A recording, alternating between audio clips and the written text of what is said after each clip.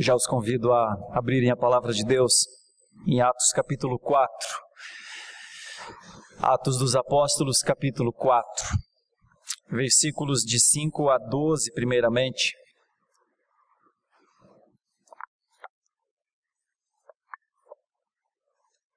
Atos capítulo 4, versículos 5 em diante até 12. Meu objetivo nessa manhã, queridos irmãos da Igreja Presbiteriana de Santo Amaro e a todos aqueles que nos acompanharão nos nossos canais de mídia, é falar sobre a pessoa de Jesus Cristo como o nome revelado. A pessoa de Jesus Cristo como o nome revelado e suas implicações. O que a revelação ao mundo dos nossos dias do nome de Jesus, o nome dele, o ser Jesus Cristo, a pessoa Jesus Cristo, a obra de Jesus Cristo, o que ela causa, como ela é vista, o que esse novo conhecimento, o que essa nova percepção acerca do nome Jesus Cristo causa, o que está causando? A partir do texto bíblico, o que a revelação do nome de Jesus causou naquele momento? E o que aconteceu logo após o conhecimento do nome de Jesus?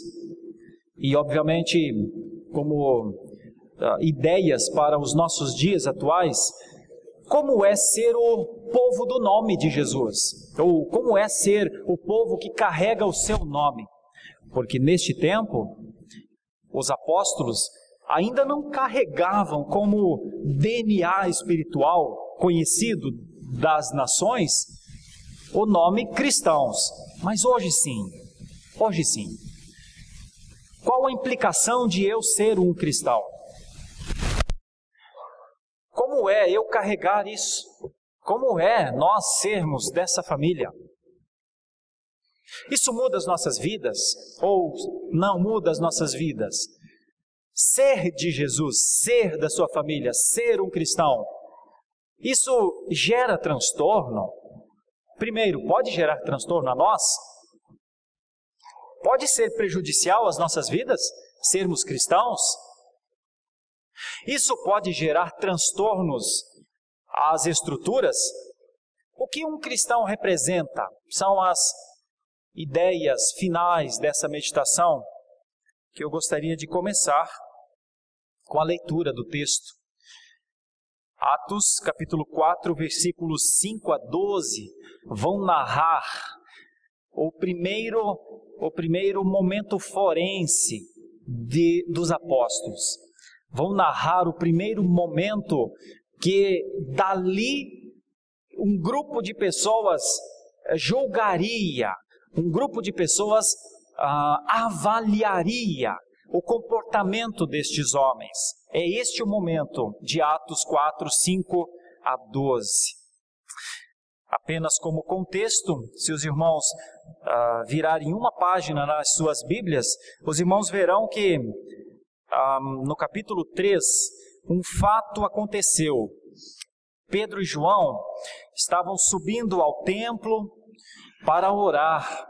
Logo depois de uma demonstração de como esse novo povo estava vivendo, a comunhão que eles tinham, a adoração que eles insistiam em dar a Deus através de Jesus Cristo, a maneira como eles tratavam os necessitados, a maneira como eles passaram a temer as suas vidas, as decisões que eles tomavam, eles passaram a se perceber mais do que antes, eles passaram a perceber, entre outras coisas, que sim, eles prestavam contas a alguém, Em resumo, Atos 2, 42 a 47, definiu uma nova forma de viver.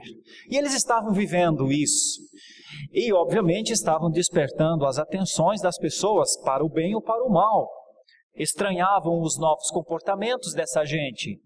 E se perguntavam a si mesmos, por que eles agora dizem que adoram um Senhor, que não é o nosso imperador? Como eles dizem que são comandados por um poder que não são os poderes das nossas leis? O que este povo está inventando? Esse invento resultará em quê? Eram as percepções acerca desse pequeno grupo que nascia. Então, logo após isso acontecer, Atos 2, 42 a 47, no capítulo 3, Pedro e João estão subindo ao templo para as suas orações. E acontece um fato. Um homem está ali, e esse homem tem, o texto diz que ele é um coxo de nascença. É um homem que nasceu daquela maneira e já tinha mais de 40 anos. Então, há 40 anos se via aquela pessoa. E aquela forma daquele homem viver era, ao mesmo tempo, o sentimento do judeu: que bom que eu não sou assim como ele, eu sou perfeito, eu tenho tudo é normal comigo. Só que, ao mesmo tempo, aquele homem debilitado servia para que eles, num ato de caridade, jogassem uma moedinha para ele e com isso pensassem: sou um homem bom, porque faço caridade. Ele precisa de uma moeda para um pão? Bom, eu dou a moeda. Eu resolvo a sua vida com uma moeda?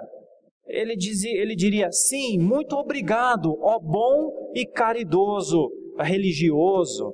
E a pessoa entrava no templo dizendo: Deus, eu sou bom, eu pratico as boas obras.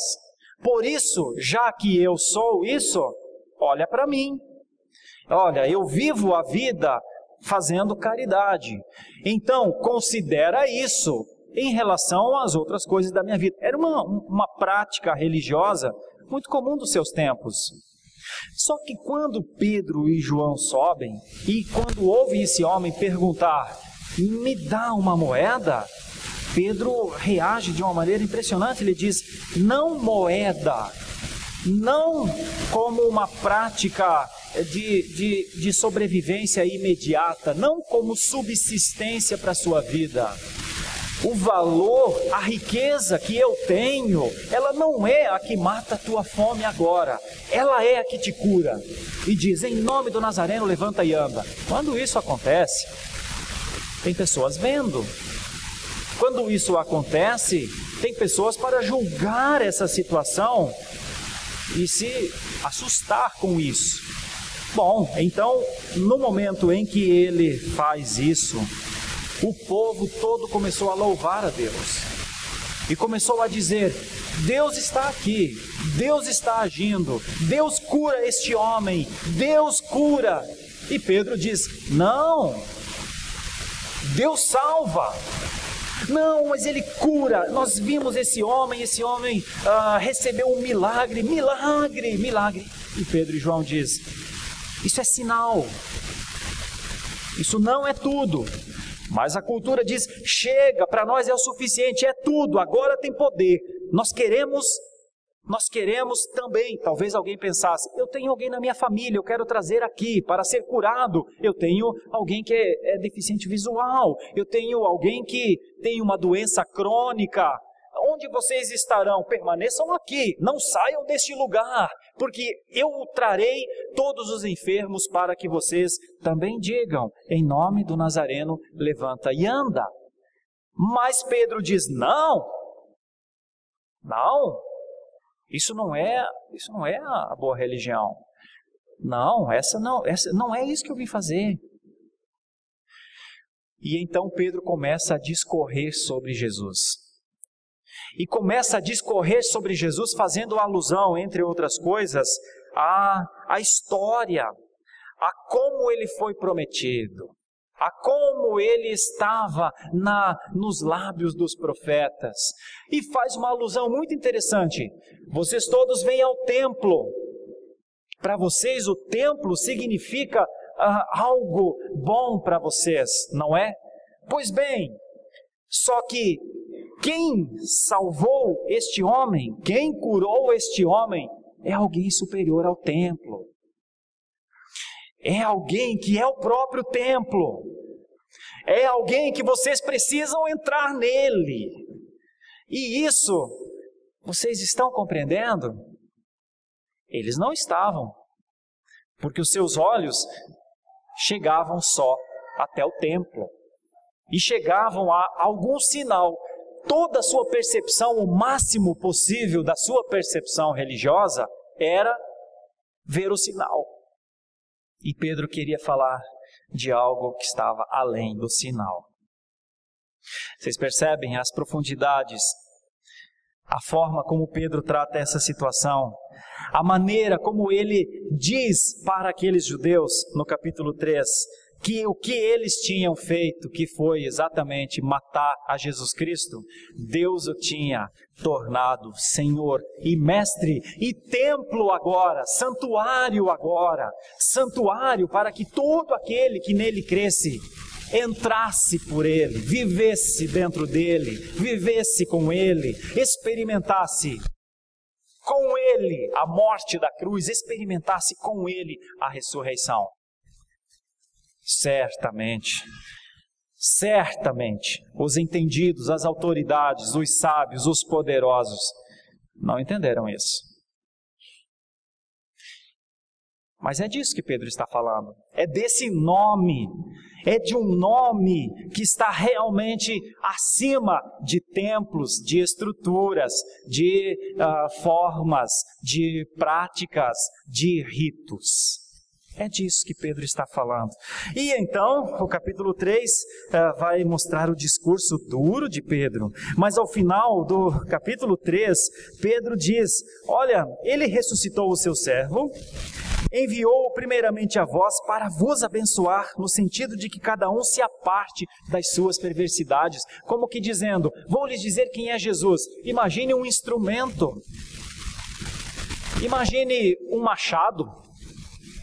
Um machado pode ser uma arma na mão de alguém, mas um machado pode ser o que parte a lenha para você se aquecer no inverno rigoroso.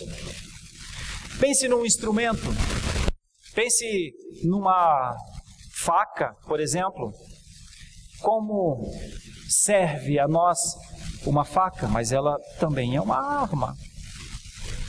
Como é a instrumentalidade de Jesus? A instrumentalidade de Jesus servirá tanto para bênção e bênção e bênção. Eu sou salvo, eu fui salvo, Ele fez isso por mim, Ele é o meu Salvador. Bênção, vamos propagar a salvação na casa de Davi. O trono de Davi não está vazio, há rei em Israel. Bênçãos, mas também maldição. Ódio a ele, a raiva dele, a raiva dos que se dizem dele. Justiça, pagamento, conta, morte. Que nome é esse? Que nome é esse?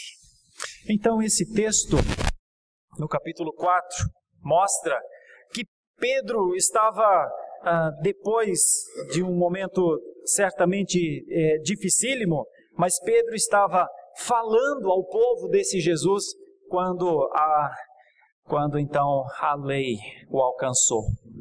Saduceus, o capitão do templo, e os sacerdotes, ressentidos porque este ensinamento lhes incomodava demais.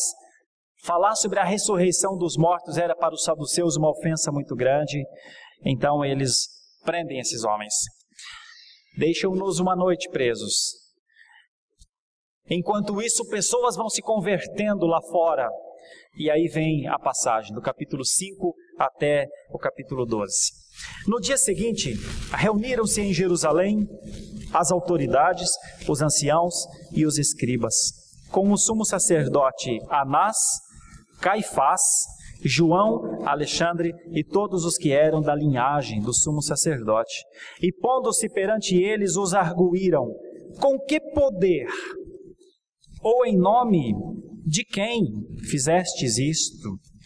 Então Pedro, cheio do Espírito Santo, lhes disse: as autoridades do povo e anciãos, visto que hoje somos interrogados a propósito do benefício feito a um homem enfermo e do modo por que foi curado, tomai conhecimento vós todos e todo o povo de Israel, de que em nome de Jesus Cristo, o Nazareno, a quem vós crucificastes e a quem Deus ressuscitou dentre os mortos, sim, em seu nome, é que este está sendo curado perante vós. Este Jesus é a pedra rejeitada por vós, os construtores, a qual se tornou pedra angular. E não há salvação em nenhum outro, porque abaixo do céu não existe nenhum outro nome dado entre os homens, pelo qual importa que sejamos salvos.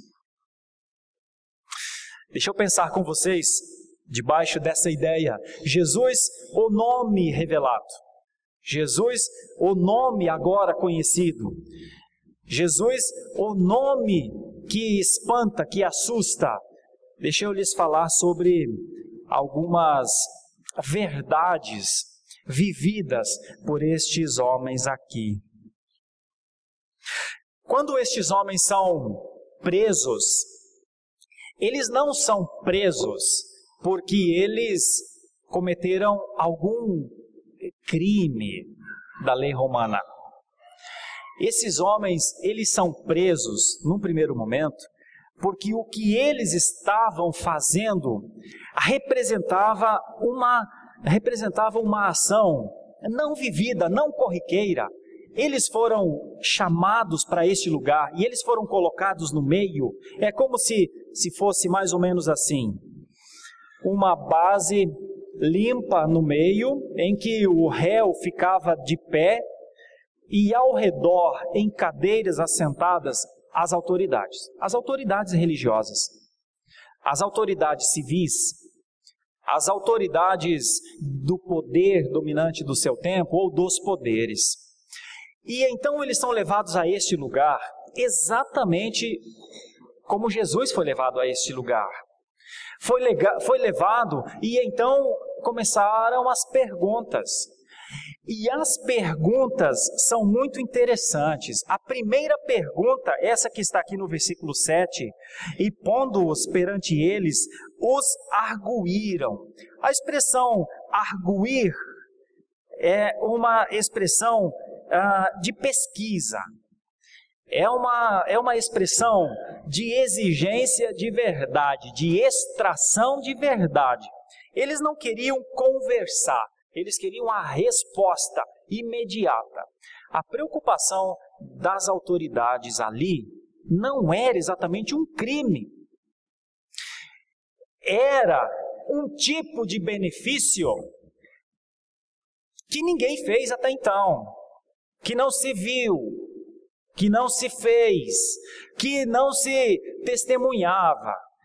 Por quê? Porque a vida religiosa do judeu era uma vida muito ritualística e uma vida muito normatizada. A forma estava clara. Quem entendia das coisas de Deus, das palavras de Deus, era um grupo de religiosos que depois se divide majoritariamente entre fariseus e saduceus, mas eram esses dois grupos. Se digladiavam lá em cima, mais ou menos como se fossem dois partidos políticos, mas dominavam a todos.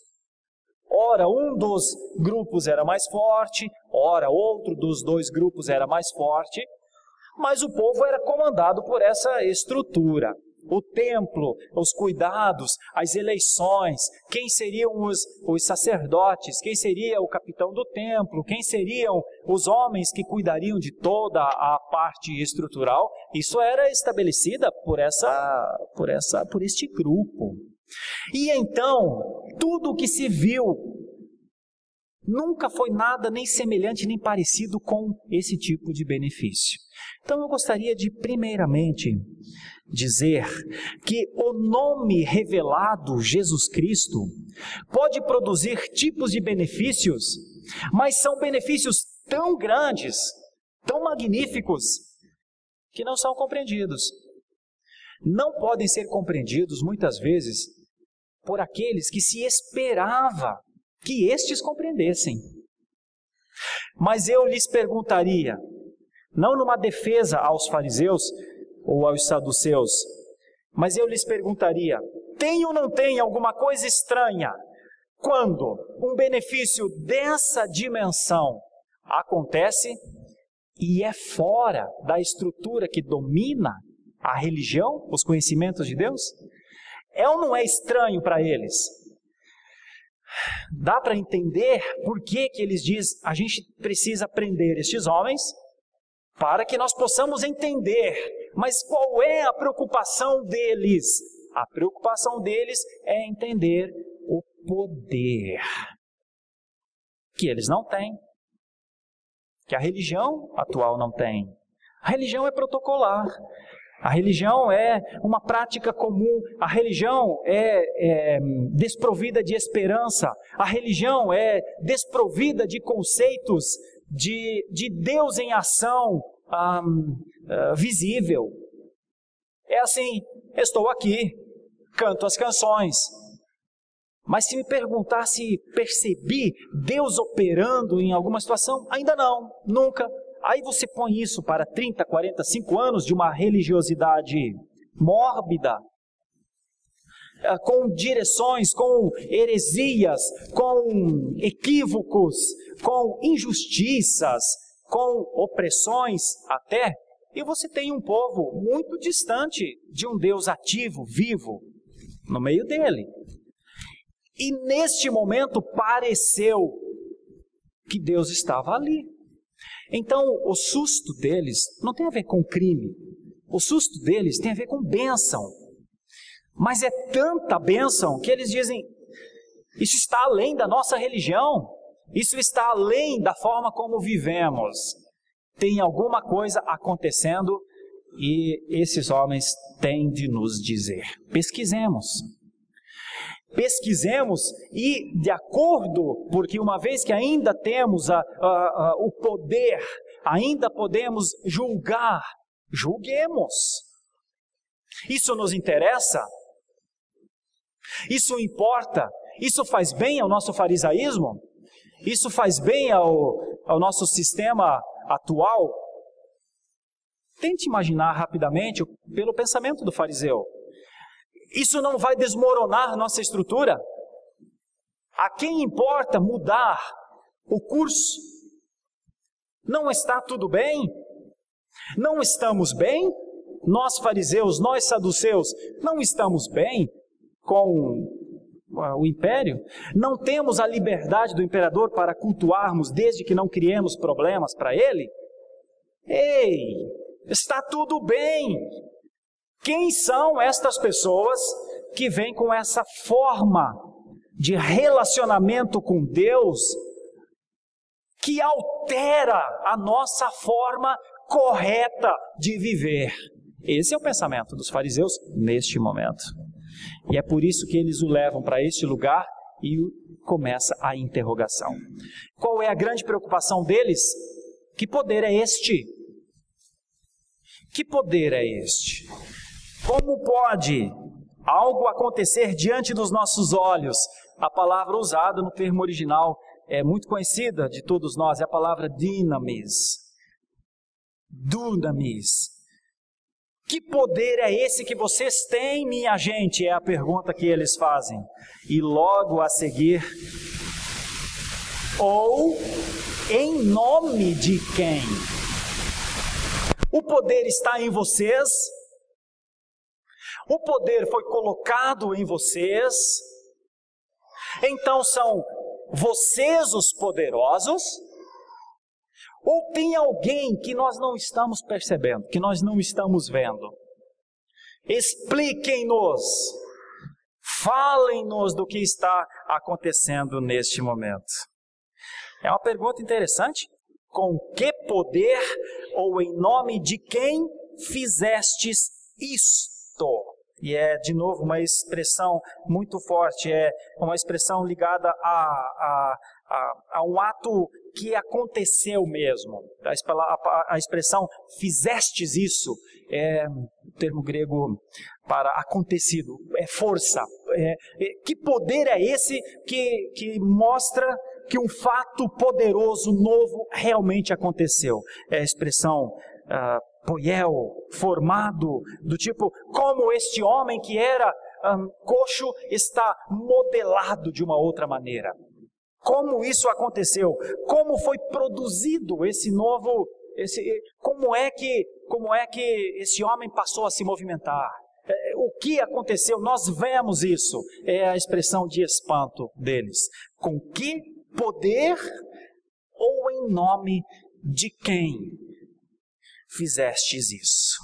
Então, a primeira coisa que eu gostaria de deixar para os nossos irmãos nessa manhã é que se Jesus é o nome revelado, e é uma surpresa porque é o que Pedro vai dizer, se Jesus é o nome, primeiramente, esse nome vai despertar divisões, confusões, surpresas. Primeiramente, esse nome, pelo fato de não se compreender as suas dimensões, vai despertar desconfiança. Esse nome, os atos, as coisas que esse nome faz, causam sempre reações de preocupação, de medo muitas vezes, porque normalmente o nome Jesus altera situações humanas estabelecidas. Normalmente o nome de Jesus altera status quo. Eu sei que o nome de um Jesus apenas de prática ritualista, apenas de consciência até, não altera status quo. Mas o nome de um Jesus Cristo vivo altera status quo. Sabe por quê? Porque o nome Jesus, a palavra Jesus, significa Deus salva o seu povo dos seus pecados. Deus é a salvação. O nome Jesus Deus está trabalhando, salvando o seu povo dos seus pecados. Então, o nome Jesus, os atos decorrentes do nome Jesus, é uma alteração na vida normal, fenomenal. É isso que Jesus é em essência. E carregar o nome, carregar o seu poder, carregar a sua autoridade, é sim ser colocado à prova. Fala-nos. É sim amanhecer para um dia de respostas. É daqui que decorre a expressão: temos de dar razão da nossa fé. Cremos? Se cremos, vivamos. Cremos? Se cremos, testemunhemos. Cremos? Se cremos, nos defendamos. E a nossa forma de se defender é o próximo passo que Pedro vai dar. Como é que Pedro se defende nesse julgamento, nessa pergunta? A forma de Pedro se defender é através da despersonalização. Ele pergunta: fala-nos do poder, fala-nos do que aconteceu com vocês, fala-nos do que nós vimos. O homem andou, mas quem fez o homem andar? Fala-nos o que mudou em vocês. Quem são vocês? Vocês agora andarão por esses tempos e dirão: levanta e anda? E Pedro se defende numa espécie de tribunal, mudando o status de tribunal jurídico para inquisição, diz William Hendrickson. um estudioso do texto. Pedro, na conversa com esses homens, diz: não falemos de tribunal, não falemos de leis, não quebramos leis, falemos do benefício que vocês não entenderam ainda. Deixa eu lhes dizer. E Pedro se despersonaliza no sentido de dizer: não sou eu, não fui eu, não foi João. Agora eu vou lhes dizer quem fez e por que fez e onde isso vai chegar. São os próximos versículos, do versículo 8 para frente. Então Pedro, cheio do Espírito Santo, lhes disse: autoridades do povo e anciãos, visto que hoje somos interrogados a propósito do benefício feito a um homem enfermo e do modo por que foi curado, tomai conhecimento, vós todos e todo o povo de Israel, que em nome de Jesus Cristo o Nazareno, e vai usar pela terceira vez, como já usou em outras duas, a quem vós crucificastes, e de novo vai usar a mesma expressão, e a quem Deus ressuscitou dentre os mortos, sim, em seu nome é que este está sendo curado perante vós. E aí vai trabalhar nos dois versículos, o 11 e o 12, a rejeição que ele recebeu, mas a ação que Deus fez. Para eles ele não era nada, mas para Deus ele era a pedra principal de uma construção. E aí o versículo 12 vai falar de três coisas magníficas, belíssimas. Vai falar da salvação proclamada, vai falar do nome dado e vai falar de um povo salvo por causa disso. Percebam comigo, nós estamos falando de Jesus Cristo, o nome revelado.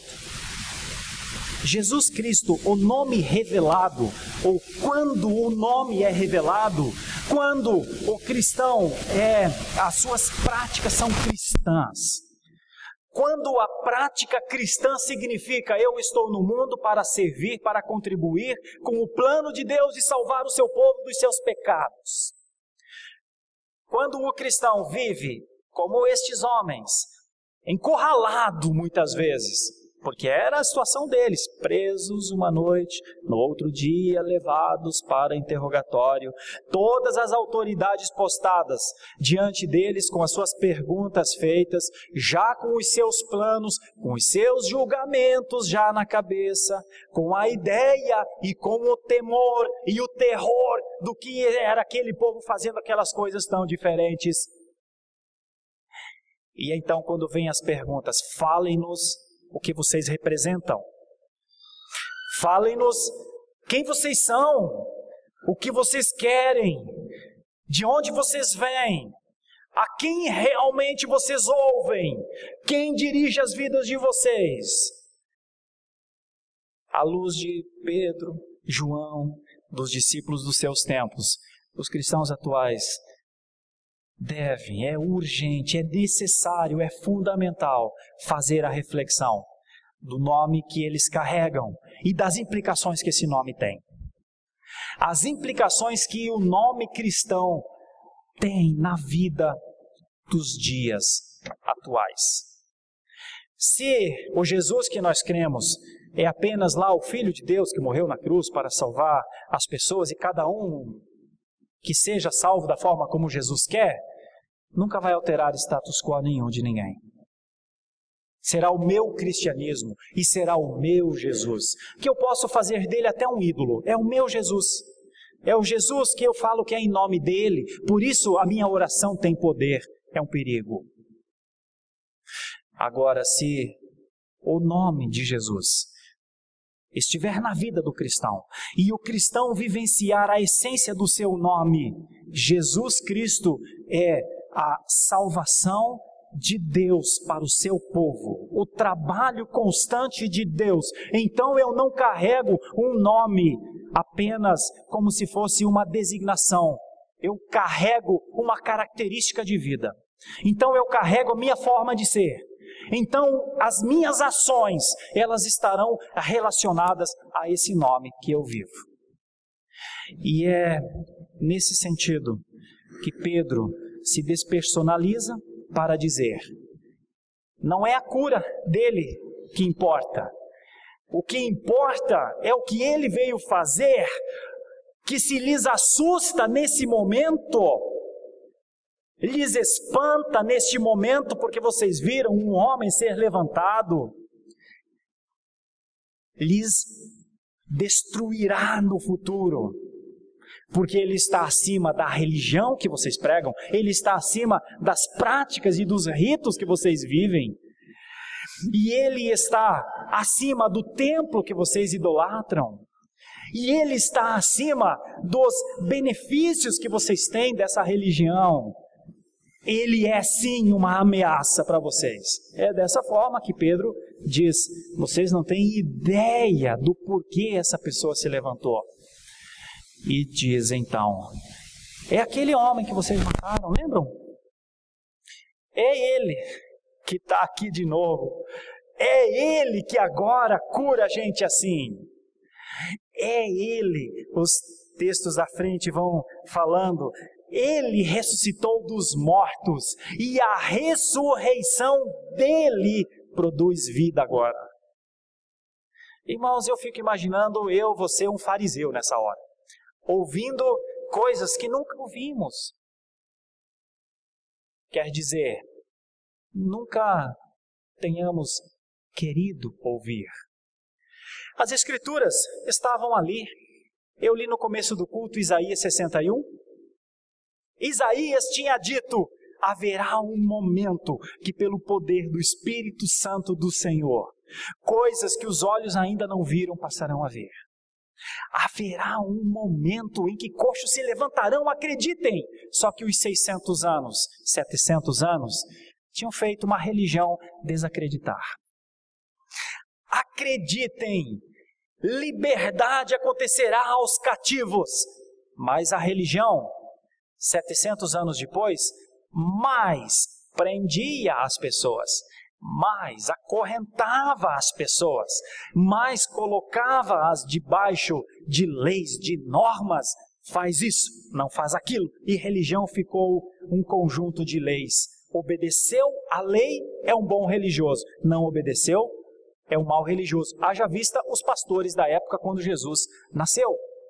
Por serem homens iletrados, homens dos campos, homens que não frequentavam exatamente as festas e nem os atos culticos, eram considerados como pessoas de só menos importância. Sua palavra não tinha importância. Se você precisasse de um pastor de ovelhas para ser o seu defensor em um tribunal, não tinha valor a palavra dele, porque não era alguém religiosamente perfeito, praticante. Era isso que a religião tinha feito. Veja que a religião, ou as religiões, podem servir tanto para serem instrumentos da bênção de Deus, como também instrumentos para males sofridos. E aqui está um povo sendo impactado, sendo apresentado a um nome que eles não pregavam, que a religião não pregava, que a religião não aceitava, que a religião havia condenado. Olha que coisa. Ironia, a religião atual manda matar a este nome. Precisa acabar e apagar com esse nome. Precisa impedir o seu avanço. Este nome transtorna o estado atual de coisas que nós tanto defendemos. Assim os fariseus estavam, e nessa manhã foi-lhes apresentado alguém que tinha sim um nome e um poder. Era Jesus. Era Jesus. Tão somente Jesus e todo o peso da sua essência. Era aquele que Deus tinha escolhido para ser o Salvador de todo o que nele crê. Era só Jesus Pedro não tinha uma coisa excepcional. Pedro não tinha para dizer: tomem cuidado conosco, a gente tem poder, a gente tanto levanta quanto a gente abaixa. Nada. O princípio da defesa do cristianismo foi o da despersonalização. Fiquem tranquilos, nós não temos poder. Fiquem tranquilos, ele não é nosso. Fiquem tranquilos, não nos deem nem honras e nem nos julguem acima do que realmente somos. Nós só somos o povo do nome. É no nome dele. É no nome do que ressurgiu dos mortos.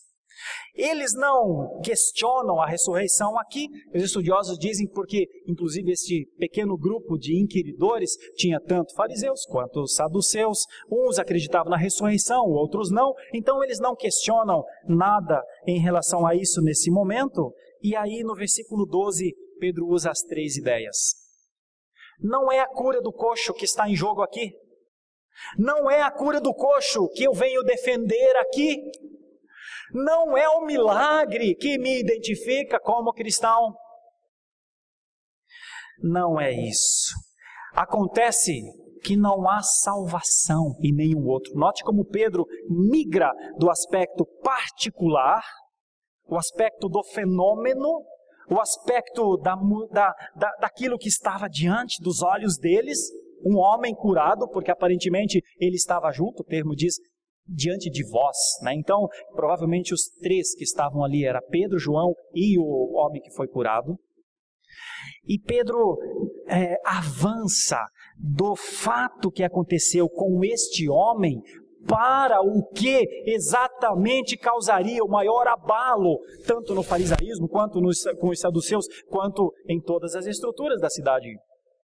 O que Pedro quer dizer, o que Pedro quer defender, é que este nome não é o nome da cura. Este nome é o que define destinos eternos. Ah, meus irmãos, este é o transtorno dos cristãos em todos os tempos. A instrumentalidade que está na sua proclamação de servir para que pessoas se encontrem com os seus destinos eternos. Isso é muito além do que uma prática religiosa comum. Isso é muito além do que um hábito de ser membro de uma instituição. Isso é um cristianismo provocativo. Isso é um cristianismo que faz com que o ser humano, qualquer ser humano que estiver próximo de nós, tenha que responder se essa salvação faz sentido aos seus ouvidos, à sua mente ou não. Esse é, talvez, um dos maiores entendimentos que o povo cristão deveria ter. Que o seu cristianismo já não é mais para si, porque nós já fomos alcançados, já fomos salvos, já fomos perdoados, nós já entramos na esfera de justificação. O ato forense que era necessário a nós para sermos tornados justos já aconteceu lá no trono. Estamos num processo de santificação constante, estamos a caminho da glória, então já somos salvos, mas ainda não desfrutamos do estado de glória. Então seremos, embora Paulo diz que nós já fomos glorificados, mas viveremos, conheceremos essa glorificação. Tudo do cristianismo, todas as bênçãos do cristianismo, todas as dádivas, todas as condições, todos os talentos, todos os dons, todas as consciências que nós deveríamos ter dos tempos pré-existenciais, pós-existenciais, tudo isso já nos foi dado. Isso já está em nós. Isso não vai ser acrescentado. Nós não vamos ser mais salvos do que nós fomos. Nós somos salvos à medida daquilo que Deus quis que nós fôssemos. Nós não avançaremos e não ficaremos aquém de todas as dádivas que o Pai das Luzes quis dar. Pronto, nós somos as novas criaturas que não vivemos nas leis antigas, porque se fomos feitos novas criaturas, as coisas velhas passaram, tudo se fez novo, agora eu adentrei a um novo estado. Eu adentrei a uma nova casa, a uma nova família. Eu adentrei ao santuário. O santo dos santos chegou a mim. Não fui eu que rompi, não fui eu que entrei, mas tudo isso veio até onde eu estou. E aí a gente glorifica a Deus, a gente diz isso só Deus poderia fazer por mim, só Ele poderia mudar tudo, absolutamente tudo, refazer tudo na minha vida, me dar um novo entendimento de existência, de vida, de práticas e uma nova alegria nessas leis, as leis dele, ok? Tudo isso já aconteceu, meus irmãos, nada vai melhorar, tudo já existe, tudo já foi dado, tudo. Para quê?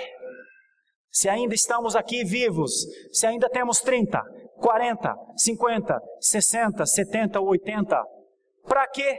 Para que, uma vez que recebemos tudo isso, não morramos agora para aproveitar isso? Porque não é isso que é o grande benefício da salvação ao seu povo? Porque Ele não nos leva. Porque eu e você estamos aqui branqueando nossos cabelos, lutando muitas vezes com nossas saúdes, porque nós estamos aqui lutando muitas vezes com nossas famílias, com as dificuldades dentro de casa, problemas emocionais, problemas físicos, problemas espirituais, porque nós ainda estamos aqui lidando com as pessoas no nosso trabalho, com a injustiça, com a traição muitas vezes, porque se não é para que o nosso cristianismo também o seja para eles. Então, nesse processo de despersonalização de Pedro, quando Pedro diz, é no nome dele, é para ele, é para que vocês saibam que ele é o Salvador, Pedro está exercendo o seu cristianismo em proposta, em oferecimento às mais altas autoridades religiosas do seu tempo. Isso é testemunho, irmãos. Isso é testemunho. Todo e qualquer bom testemunho cristão passa pelo apagamento da nossa personalidade, para que o nome seja revelado, para que o Jesus da salvação seja visto. Eu sei que essa é uma pregação estranha no mundo evangélico atual, quando o culto à personalidade é uma das coisas mais admiradas. Pessoas amam fazer homens verdadeiras personalidades, mas eu quero insistir, foi assim que o cristianismo brotou, nasceu. Estes homens não angariaram nada para si, a não ser a alegria de falarem do seu Salvador, a não ser defenderem a honra e a glória do seu Salvador. E na hora em que eles são mais demandados, eles não fazem defesa do milagre acontecido. Eles dizem, é porque tem alguma coisa que vocês ainda não viram, fariseus, saduceus, autoridades, sacerdotes, capitães de templo, e soldados, e coronéis, e imperadores. Vocês ainda verão a instrumentalidade daquele que salva e condena. O machado posto à raiz. Vocês ainda descobrirão o que é a instrumentalidade deste poder e deste nome. E então ele diz que a salvação é proclamada, que esse nome foi dado para que pessoas sejam salvas. Eu quero concluir essa ideia nessa manhã, voltando ao início e nos fazendo algumas perguntas acerca de carregar esse nome. O nome Jesus Cristo, revelado em nós, revelado nas nossas práticas, revelado na nossa pregação, tem produzido nos meios em que nós temos vivido reações. Veja, não estou dizendo reações contrárias e também não estou dizendo reações favoráveis. Eu estou dizendo o nome, o jeito de viver. Se alguém nos perguntar com que poder você vive dessa forma que você está vivendo, em nome de quem você ousou ser honesto nos dias atuais, em nome de quem você ousou não ser um desvairado por prazer nos dias atuais? Em nome de quem você resolve fazer coisas para pessoas que muitas vezes ninguém faz nada por elas? Em nome ou em poder de quem você vive dessa maneira, diferente dos ávidos ventres que não se satisfazem, mas você é uma pessoa que se alegra com o que tem, agradece a Deus, vive de um jeito diferente do mundo? Com que poder ou em nome de quem você é essa pessoa diferente do curso normal das pessoas? A gente diz o quê? A gente diz: tive uma boa educação, foi papai, foi mamãe. A gente diz: estudei. A gente diz: sou um homem educado, inteligente. A gente diz: não, é porque eu gosto de paz. Ou a gente diz: porque eu carrego um nome, porque eu sou de uma família, porque o nome que eu carrego é uma ação contínua que me faz agir. Como a gente se defende dos tribunais que nos pedem, que nos exigem: fala-nos porque você é isso? Ou a gente não provoca isso em ninguém? Ou ninguém nos pergunta: fala-nos da tua fé, fala-nos porque você é comedido, porque você tem esse domínio próprio, porque você tem essa paciência, porque você tem essa caridade, porque você tem essa disposição por atender? Ou ninguém fala nada? Essa é a reflexão. O que Pedro e João fizeram incomodou. Sabem por quê? Porque o cristianismo incomoda. O cristianismo provoca uma necessidade de resposta. O cristianismo irrita, porque o cristianismo é o que o mundo chamaria de contramão. Porque o cristianismo é sofrer o dano pelo nome e não é se vingar pelo poder do homem. O cristianismo é carregar o nome Jesus para revelá-lo. E o cristianismo ou revela o nome de Jesus, ou não deveria ser chamado de cristianismo. Deveria ser chamado grupo das igrejas. Deveria ser chamados os discípulos de tal pastor, de tal apóstolo, de tal bispo. Deveria ser chamado de a igreja de tal homem, os membros daquela igreja. Poderia ser chamado de muitas coisas. Irmãos, é livre. Algum tempo atrás eu expus aqui a diferença, na minha perspectiva, de cristianismo e igreja. Igrejas, né? E formas de igrejas. Jesus, como o nome revelado, sempre produzirá reações. Pode acreditar. Por isso, esse é um dos motivos para que o cristianismo não seja vivido só intracorpus. O nosso cristianismo não é para ser vivido somente no nosso dia a dia. Sabem por quê? Porque nós não acrescentaremos de cristianismo, enquanto soteriologia, enquanto salvação, a ninguém mais. Aos salvos, o que será dado além disso? O que é necessário além disso? Por isso, quando você, cristão, de 1 ano, 2 anos, 3 anos, 5 anos, 10 anos, deixa para lá os seus amigos não cristãos, deixa para lá as suas relações, não faz bem, não é certo, porque o cristianismo, quanto mais tempo você tiver de cristianismo, mais você pode ser útil, exatamente nessas relações. Porque o cristianismo é para os outros agora. Pedro fez isso. Quando ele foi fazer a defesa dele, ele disse: vocês conhecerão poder e nome, vocês conhecerão salvação, vocês conhecerão proclamação, vocês conhecerão transformação, vocês verão. Certamente, Pedro estava evangelizando dessa forma neste momento. Que o cristianismo que carregamos, meus irmãos, e nós o carregamos, não é? Que o cristianismo que vivemos, nós vivemos nele, não é? Que ele esteja além da visão dos fariseus. Que ele não seja o cristianismo que se espanta com o poder de Deus. Que ele não seja o cristianismo que, quando vê alguma coisa acontecer, olha mais para o milagre em si do que para o Deus do milagre. Que o nosso cristianismo não fique encantado com uma cura aqui, uma cura ali, uma cura lá. Que o nosso cristianismo seja a implicação natural do Deus que está salvando o seu povo. E neste momento nós somos as pessoas que têm isso para dizer, para falar, para viver.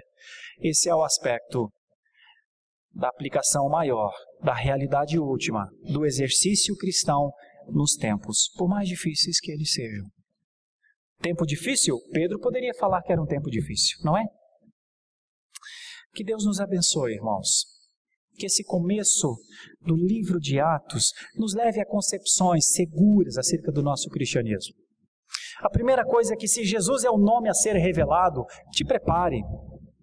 Não negligencie. Você irá para o tribunal. Você irá para a Inquisição.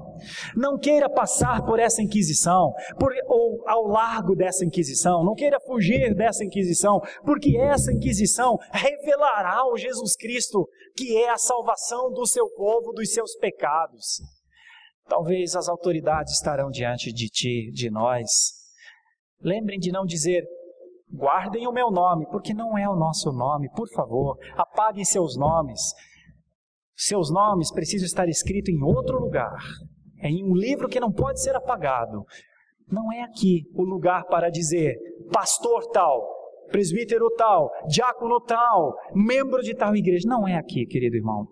Não, você não precisa. Nós não precisamos disso, porque tem um nome que é superior a isso. E eu gostaria, e me ocorre agora, de encerrar essa meditação convidando as nossas crianças que cantam uma canção. As crianças do IUP. Júlio, traga o microfone para mim, querido, por favor. Eu quero convidar todas as crianças. Venham à frente, todas as crianças que sabem cantar. Nome acima de todo nome, nome que jamais mudará. Venha, Titi, venha.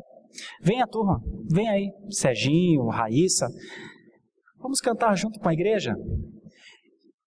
Não sei se nós conseguiríamos falar coisas mais profundas e mais certas. Venham, fiquem aqui nessa escadinha todos.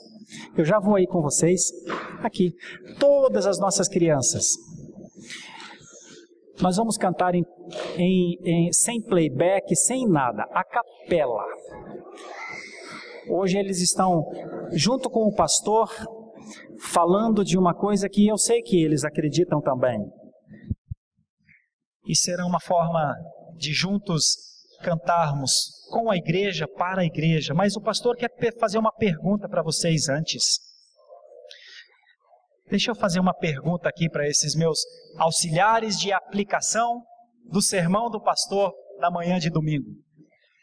Vocês acreditam em Jesus mesmo? Vocês acreditam que Ele é o Salvador mesmo? Vocês acreditam? Vocês acreditam que nessa idade que vocês têm, Ele é o Salvador de vocês? Vocês acreditam?